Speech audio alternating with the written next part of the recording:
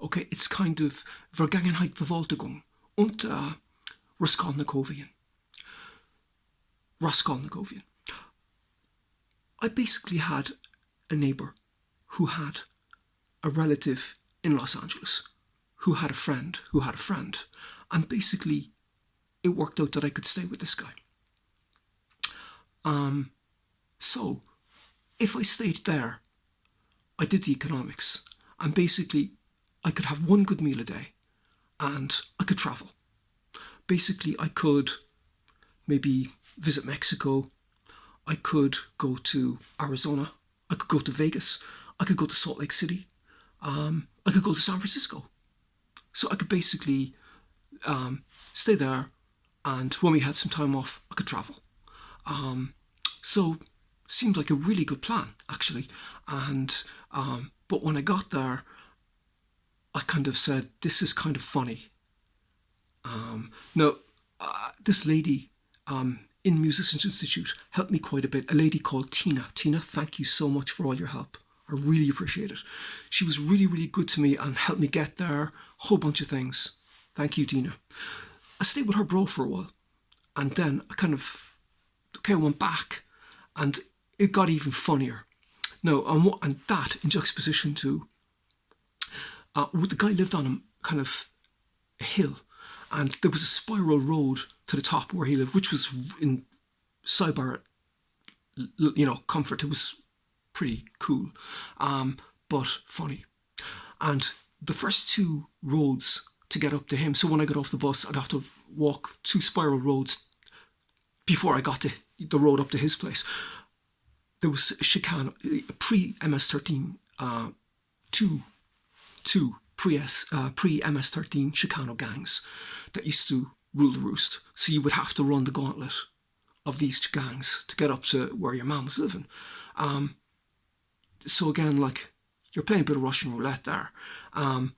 So then the whole option was get an apartment, share an apartment, and starve. Basically, those were the economics. So I basically walked the length and breadth of Hollywood looking for a place to stay, and nowhere fitted my budget. And eventually I heard of a guy called Steve.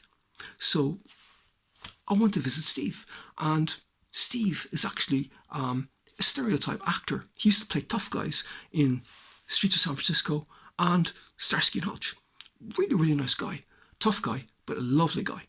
And I said, "Look, Steve, this is what I got. Can you do anything for me?" And he said, "Yeah, I can. No problem." So I stayed with Steve for 6 months, and it was really, really good. But the thing is, I could pay the rent, but basically what I had was a slice of bread in the morning with some peanut butter and a hot cup of water. And when I came back in the evening, I would have a slice of bread, some peanut butter, and some hot water. I'm abstemious anyway. I'm very frugal. I don't eat much, but that's what I had to do to survive in Los Angeles. That's what I had to have. Occasionally, I'd have a bit more, but basically, that was my staple, believe it or not.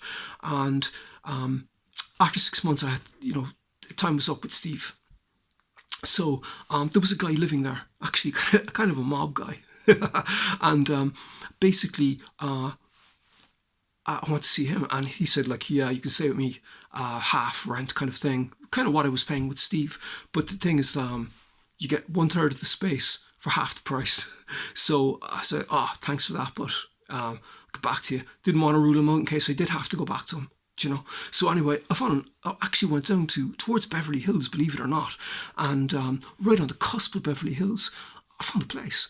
And this guy called James let me in, and he said, "Look, I got a guy who's looking for a roommate." So I met this guy, Brian, who is originally, his family are from Georgia in the Caucasus.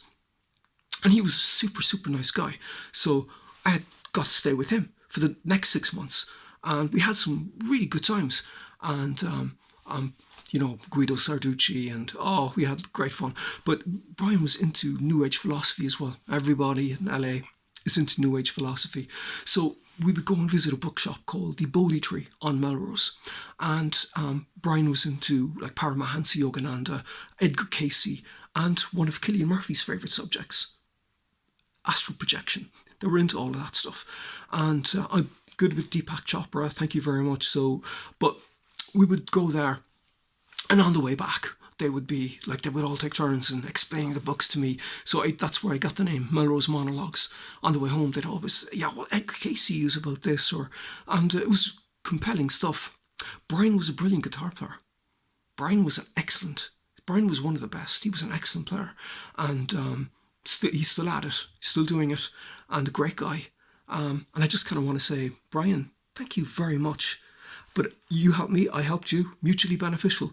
But thank you, man, thank you. And I'd like to say to Steve, if you're still around, thank you so much. Thank you so much. I really, really appreciate it. And Tina, how can I thank you enough?